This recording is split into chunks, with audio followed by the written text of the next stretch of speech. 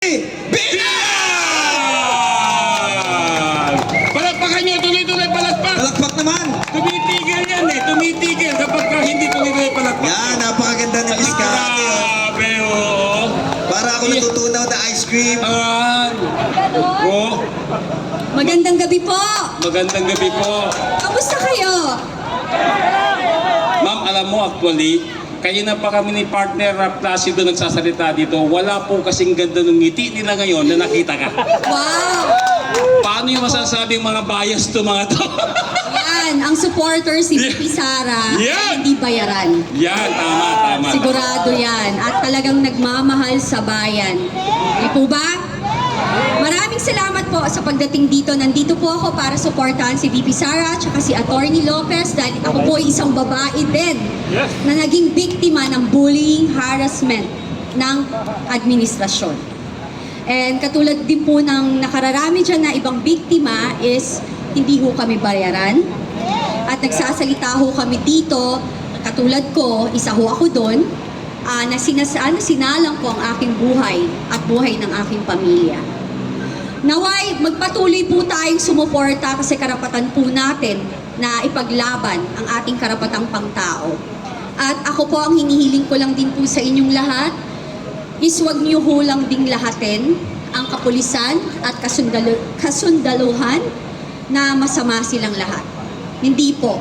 Kasi marami rin po akong kaibigang taga doon at may mga kamag-anak din po akong taga doon. Kaya alam, may ano tayo, first hand na kaalaman. At ako po, katulad nyo, ako'y bilib na bilib po sa katsagaan nyo. Sa, sa pagmamalasakit nyo na pumunta dito. Hindi po yan sa dami. Kundi po sa lakas ng loob, taus-pusong pakikibaka at pakikipaglaban. Kasi kapag taus-puso po ang ating intensyon, tayo po ay magwawagi, lalo na po kapag ang Diyos ang ating gabay. Yan. Yun po. So, tayo po, patuloy po tayong lumaban sa ating karapatan dahil tayo po ang nagpapasweldo sa kanila. Ang House of Representative is House of the People.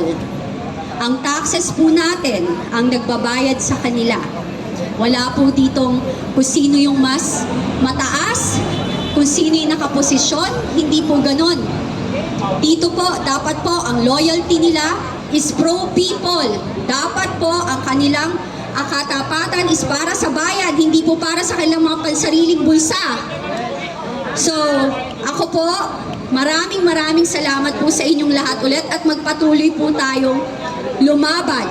Lumaban sa tama at wag po tayong mawalan ng lakas ng loob. Magpatuloy kasi alam ko po, mananalo tayo. Yeah! Magandang gabi and mahal ko po kayo and alam ko mahal natin ang isa't isa. God bless everybody. Ma'am, ang ganda ng ngiti nila nung sinabi mo mahal mo sila. I love you guys. Thank you, ang sisipag nay. Alam mo, ang nanay, yan talaga ang what do you call this? Ang ilaw ng tahanan. Oh, yung mga lalaki naman, ma'am, Ang madalas lalaki, tagapunti ng ilaw ng tahanan. Ang lalaki ang pundasyon. Oh, pundasyon. Gumagawa ng tahanan, pero ang nag-maintain ang mga nanay. Tama. Pero Di ma'am, po ba? parang sa Senate at saka sa Congress, yung tagapundi yata ng ilaw ng tahanan. Ay, kasi may kilay na. Alam na. Joke. Hindi na rin sila. Alam niyo yun. So maraming salamat po at babalik po ako ulit. Tama. Actually, may sakit ako kaya nalita ako. Ano? Pwede isang tanong, Miss Kate? Sige, go. Ayan, Miss Kate, una, Mike. Sige, sabihin mo sa akin, sasabihin ko sa kanya. Ikaw na lang. Ayan, Miss Kate, una sa lahat, maraming salamat at nagpaunlak ka po rito ngayon. At sa amin po, in behalf sa mga kasama natin mga vloggers dito lahat, no? Ano po ang inyong bakit po kayo pumunta rito? Bakit po kayo lumabas? Despite na mukhang wala naman po kayong problema sa buhay. Again, ako ang iniisip ko na lang kasi 'di ba, sinabi ko naman doon sa aking mga interview na trigger ako because I also like, especially now, nakita ko si Attorney Lopez na yung trauma, yung kanyang yung trauma na binigay sa kanya ng pambubuli, panghaharas kasi wala naman siyang ginagawang masama rather than ginagawa lang niya ng tama ang kanyang trabaho, and dahil hindi nila makuha yung kanilang gustong sagot, ang House of Representative is harassing her and forcing her to say something na hindi naman kailangan or hindi niya talaga alam, you know? So ako, na-trigger, naalala ko ulit yung ginawa nila sa akin, na babae ako, mayaman sila, powerful sila, still, nag-iisa akong babae, may anak ako, 5 anak ko, 4 ang babae kong anak, wala silang pakialam sa akin na saktan ako, ibuli ako, iharas ako, kunin yung mga properties ko and everything. Hindi ho ito paghihigante. Pero kailangan ko ikwento yung story ko for people to know na hindi ho ito ngayon lang. Sanay ho silang mangganito. Kung ako ho, ginanito nila, paano pa po kayo? Wala po silang pakialam kahit sa atin. Ako, nakasama ko sila for 10 years. They don't care. Yung ginawa nila kay VP Sara, walang utang na loob. Diba? Yung po, walang utang na loob, walang malasakit. Ang malasakit nila, ano yung makukuha nila? Makukuha nila sa kaba ng bayan. Yun. Duterte! Duterte! Duterte! Duterte! Yun po. Okay na? Hi? Okay. Okay na? Sagot na lahat. Tanong na? Ayan. Okay na? Hindi kasi magtatanong sana tapos hindi, tapos magtatanong sana kasi po na-starstruck sa inyo. Ayusin mo! Magandang gabi, Biscate Binag, Bisdak Pilipinas. Hello, may utang pa ako sa iyong interview. Ano, Nag-echo. nag-i-echo lang. Biscate Binag, Yeah. ano po ang inyong mensahe? Lapit ka. Ano po ang inyong mensahe sa lahat ng mga kababaihan sa ating bansa para ma-inspired po sila na sumama po sa ating pakikibaka? Sa akin po, sa aking kapwa kababaihan, ang akin lang masasabi is kung kayo ay may pangarap na mabigyan ng magandang kinabukasan ang iyong magiging anak at mga apo, dapat po tayo ay maging asset bilang partner or asawa ng ating mga mapapangasawa, boyfriend or everything. How? Paano po tayo magiging asset? Kailangan po tayong matutong lumaban at makibaka sa buhay. Di po ba? Matuto tayong magtrabaho. Kaya para kung ano man yung mangyari sa ating asawa, kaya nating buhayin ang ating pamilya. Ganon din po ang pakikibaka sa bansa, sa Pilipinas, sa ating bayan. Kailangan po matuto tayong ipaglaban kung ano yung tama, ipaglaban kung ano yung ating karapatang pangtao, ipaglaban natin ang ating karapatan bilang mamamayang Pilipino na nakatira dito sa Pilipinas at saka sa ating bayang mahal. Ganun lang po. Mayroon pa akong follow-up, Miss Kate. Sige. Ako po si VMR Channel. Ay! Ikaw ba yun? May utang dito. Miss Kate, kahapon po nung napanayan po namin si Senator Bato de la Rosa with Yumi Santiago, ang isa rin po sa biktima, at nagpapasalamat sa programa ni Tatay Digong na War on Drugs because yung kanyang mga kamag-anak ay nagbago po. Miss Kati Binag, kayo po, kung sakasakaling magtuloy-tuloy po ito ang investigasyon, makikiisa po ba kayo sa panawagan na lumabas din ang mga biktima po nitong mga illegal na mga droga? Dapat po, Duterte!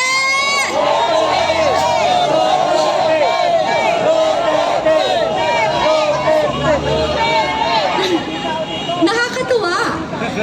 Opo, makikiisa ako kasi ang pangit pong ang ginagawa nila ngayon is pinagtatanggol po nila ang mga pushers at saka mga drug addict and convicted criminals. Perfect example is di ko nga matawag na congresswoman si Castro. Diba? Naglalakad na convicted criminal. Tapos etong ating mahal na lawyer na nagtatanggol sa mga IPs, nagtatrabaho ng malinis. Gusto nilang ipakulong wala man lang kakaso-kaso. Anong ibig sabihin nun, di ba? It's a sign of bullying and harassment. At siya ay isang babae ang nakakatawa. Ikaw, Castro, kapal ng mukha mo. Dapat nakakulong ka. Kapal ng mukha mo. Kapal ng mukha! Kapal ng mukha! Di ba? Kasi dapat, ang akala ko ba, ang kaliwa is pinagtatanggol niya ang mamamayang Pilipino. Eh bakit siya, sinisira niya or binababoy niya ang, mga tao na walang kalaban-laban at normal lang at walang posisyon, Then ako, lalaban talaga ako kasi kailangan malaman din nila sa mga biktima.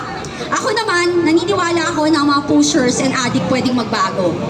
Pero choice nila, kapag nanatili silang pushers and addict at namerwisyo sila sa lipunan, di ba?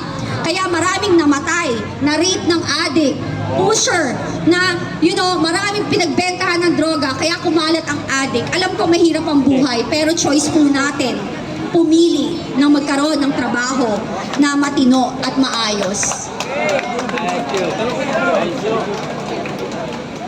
Miss Cathy, kasi sa group chat natin sa Die Hard nandoon ka. Nagtataka ako, kasi nasa mga ilang Zoom meeting kami with Cathy Binag. Nagtataka ako, bakit nakafocus kay Duterte, kay kay Attorney Lopez, yung issue, na hinahamon ko kayo, mga congressman, bakit hindi si Cathy Binag ang tawagin ninyo nang ilalabas ni Cathy Binag ang USB na hawak niya? Yes!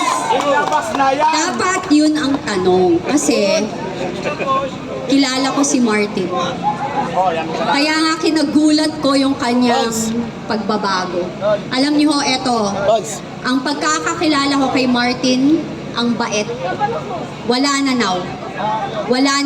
Nagbago lahat. Nalulungkot ako. Kasi, alam nyo, ayan, yung mga kongresista dyan, sinira na nila ang future ng kanilang anak.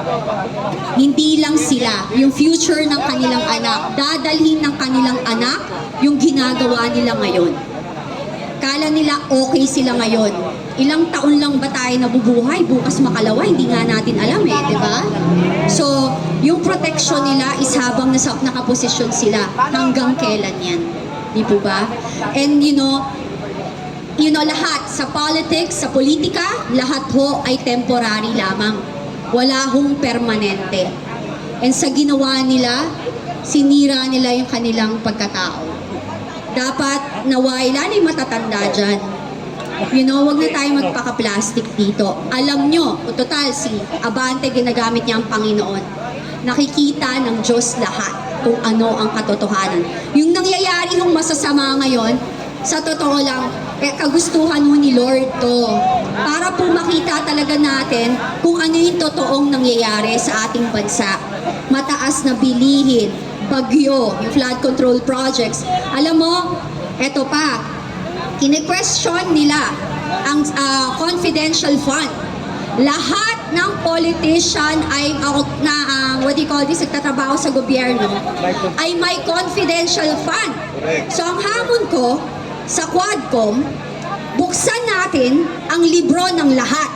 Lahat na may confidential fund, buksan natin. Kung kine-question nyo ang confidential fund ni VP Sara. You want to be fair and square? Maging transparent tayo. Ilantad natin lahat kung wala kayong tinatago. Yun lang po. Miss Cathy Binag, follow-up question lang po. Balikan lang ho natin yung issue sa drugs tungkol po kay Bongbong Marcos. Kung ipatawag po ba kayo sa Quadcom, haharap po ba kayo upang isalaysay po ninyo yung personal encounter po ninyo kay Bongbong Marcos na gumagamit po ng ipinagbabawal na gamot? Haharap ako, pero hindi ako pipirma ng, Waiver. You know why? Because I know for a fact na yan ang gusto nilang mangyari. Makokontempt ka, bababoy. Hindi ako takot sa baboy yan, nababoy ako for 10 years po. Pero lalaban ako ng harapan. Pag sinigawan ako, sabihin ko, wala kayong karapatang sigawan ako. Wala kayong karapatang sigawan ako. Hindi ako pumunta dito para bastusin niyo. Yan ang maisog! Diba? Yun po yun. Kasi nasira ho ang Kongreso sa ginagawa nila. Hindi naman ho lahat ng kongresista. Nandyan nga po si Congressman Marcoleta. Diba? Nagsusupport nga, nagagalit sa ginagawa nila. Pero, ang akin, ang hamon ko sa mga kongresista, tumayo po kayo. magkaroon ho kayo ng backbone at mga bayag. Sa mga kababaihan, maging babae ho kayo, total, ina ho kayo ng tahanan, ate kayo. Tingnan nyo ho nangyari kay Atty. Lopez. Tingnan nyo nangyari kay Atty. Lopez. Imagine niyo kung nangyari yan sa mga kapatid nyo, nanay nyo, ate nyo, tita nyo, kamag-anak nyo, mahal nyo sa buhay, anong gagawin nyo? Tapos kine-question nila, tinatawag nila si VP Sara na may tama sa utak, hindi kalmado. Kahit sa akin mangyari yan. Kasi ang problema, ang mainstream media, hindi nila nilalabas ang kabuuan ng storya. Diba? Kaya yan ang problema. Hindi lahat nila nilalabas. Yung story, we were there. Ang sabi niya, di ba, ang nangyari sa kanya, nasa Zoom tayo eh. Nag-collapse na si Atty. Lopez, hindi na siya kumikibo. They were asking for help. It took 2 hours for them na papunta, na may papuntahin. May doktor doon, ayaw papasukin. So ano gusto niyong maramdaman ni VP Sara? Isang kaibigan yan. Hindi lang basta kaibigan, matagal niyang kaibigan at empleyado niya. Yan ang leader. May malasakit sa kapwa. May gagawin ba nila yan? Babantayan ba nila? Babantayan ba nila yan? Hindi. Yung trauma na ginawa, nasabihin na drama. Drama, gusto ko nga po, sana magsalita yung nanay ni Atty. Lopez. Sana po magsalita. Hindi nyo maintindihan kasi may pera kayo, mayaman kayo, you think you're powerful. Wala akong pinaka-powerful dito sa buong mundo kundi ang Diyos. Kaya kayo lahat, tatamaan na kayo ng latigo ng Panginoon. Yun lang po. Miss Katibinag, final question na lang po. Last na lang.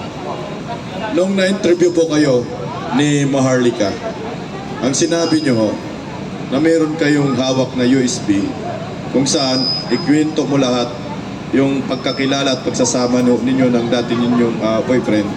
Kasama po si First Lady Alisa Aranita at saka si Bongbong Marcos. Kailan nyo po yan ilalabas? Meron na may hawak, lalabas na yan soon. Yun lang. Simpleng sagot. Last question, Miss Cathy. Kaya, yun sa mga nagko-call na ilabas ko na, let me do give me my time. Yes. Hindi ho tayo pwedeng magpadalos-dalos. Alam niyo ho yun? A friend of mine even told me, yung hawak mo, Cathy, can put this administration down. So yung sinabi niya, kaibigan ko yan sa Congress. So ako, gusto natin, dati pa natin gustong ilabas, pero meron ng may hawak. Okay. So last question, Miss Cathy Binag. Galing po ito, walang iba kundi kay Placido Piloso po. Okay, plus. Ay, Miss Cathy, magandang gabi po. Magandang gabi. Alam niyo mga kababayan, dahil po sa tapang ni Miss Cathy Binag, palakpakan muna po natin, na siya ay lumantad kahit na po ang kalaban ay isang presidenteng bangag. Lumantad po siya, nagpaliwanag. Siya po ay naka-impluwensya ngayon at nakakuha ng inspirasyon ang mga biktima ng droga. At meron na pong isang sumabay kay Miss Cathy Binag. Yan po ay nagngangalang si Miss Yumi Santiago na aking kababayan sa Bataan. Maisog din po siyang lumabas at nagsiwalat kung ano ba ang buhay ng isang naging biktima ng droga. Ang tanong, Miss Cathy Binag, kung sakali ba na mas marami pang mai-inspire sa inyong matapang na paglantad at kayo ay hikayating pangunahan na magsilabas at manawagan sa ating gobyerno ng isang masusing investigasyon, titindigan nyo ba ang mga biktima ng illegal na droga? Sa tingin mo ba, Placido, hindi ko titindigan? Sasagutin ko na yan! Oh! Yes! Nananawagan ako sa kapwa ko, biktima, pamilyang na biktima ng mga gumagamit ng droga, namatayan dahil pinatay ng adik, namatayan dahil pumasok sa pagbebenta ng droga ang kanilang kapamilya, ang mga nabiktima ng mga adik na nahagahasa, naharas, at nasira ang mga buhay dahil sa pagdodroga. Sabayan niyo po kami. Nandito po ako, tutulungan ko po kayo. Kahit maghirap ako. Palakpakan po natin si Miss Cathy Binag. Kaya Miss Yumi Santiago, kami po ay nananawagan. May partner na po tayo. Kay JM Morales, nandito na po. ang mga gagawa ngayon ng panibagong hearing pagdinig sa Senado at Kongreso. Palakpakan po natin. Anti-war on anti-illegal drugs, pro-war on drugs, Miss Cathy Binag. Palakpakan po Yes. natin. Huling mensahe po. Maganda po ang ginawa ni President Duterte na paglalaban. Thank you po. I love you also. I love you. I love you. Ay, from Canada. Wow. Thank you so much. Ayan. Maganda po ang ginawa ni President Duterte sa war on drugs. And again, sabi ko, hindi ko tinatanggal yung kasabihan or yung paniniwala na ang tao ay may pagbabago. Pero nung panahon na yon, those are the safest year of our lives. Kasi takot po ang tao. Ultimong politician, takot magnakaw. Ang military, talagang ang dignidad nila, mataas ang kapulisan. Binigyan niya ng integrity, nilabas niya kasi for the longest time, nababoy ang kapulisan tsaka sundalo. And you know, there's a lot of, marami po tayong pulis at sundalo na matitino. And talagang inayos niya. And kaya ako, you know, sometimes bakit mo pinagtatanggol yung pulis at sundalo? Kasi ako naniniwala, hindi lahat. Ginagawa lang nila yung trabaho nila. Pero, pag dumating ang panahon na kinailangan talaga nilang lumaban para sa atin, they will do it. I believe in that. Kasi ano na yan? Yan ang kanilang sinumpaan, tungkulin. Ganun po sila. Maniwala po kayo, magbigay lang po kayo ng konting pasensya sa kanila kasi, you know, ang hirap din po ng kanilang kalagayan. Pero sa patuloy nating pagdadasal at paniniwala sa Panginoon na ang kasamaan ay hindi mananalo sa kabutihan, tayo po ay mananalo. Di po ba? Yun lang po. God bless everyone and good night. Cathy Binag, nasa tabi mo. Thank you.